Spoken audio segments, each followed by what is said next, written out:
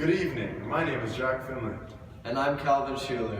Thank you for tuning in to Kelowna News. Tonight we will be discussing the forest fires and how the smoke is polluting the nearby area.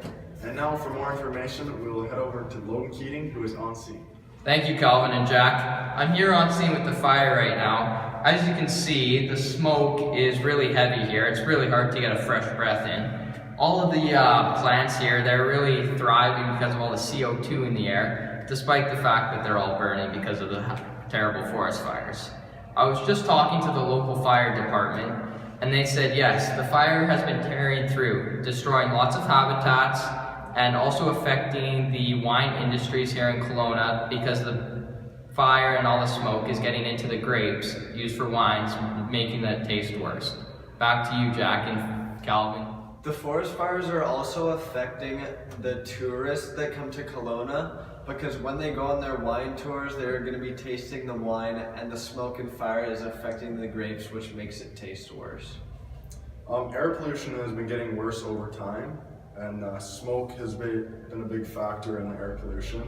If it doesn't stop, it will greatly affect the plants and us humans. Last summer, there was a lot of forest fires in the Okanagan, and it affected all the plants and the humans, and it was hard to go outside and it was hard to breathe. Back to you, Logan. Thank you, Jack and Calvin.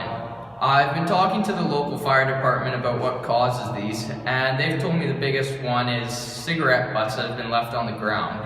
Now, they told me it doesn't help that the forests are super dry, but they told me it also doesn't help that we're igniting the fire with all the cigarette butts we leave.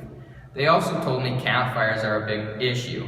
They said if people don't put out their campfires properly, they can stay and eventually cause a huge forest fire. They said they advise all of the viewers to please put out your campfires after you're done with them, or not to even start one. Another natural cause they're telling me about is lightning and how dry the ground is. They said if lightning strikes here in Kelowna during one of the warm summer nights, it could become a potential for a huge forest fire because of all the heat that's on the ground and all the dry.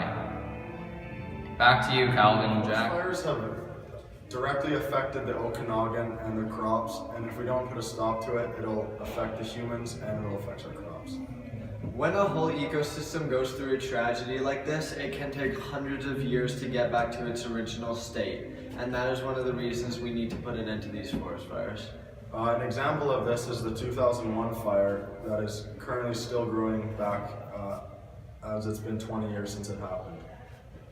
Thank you for listening. And let's keep Kelowna forest fire free. Good night.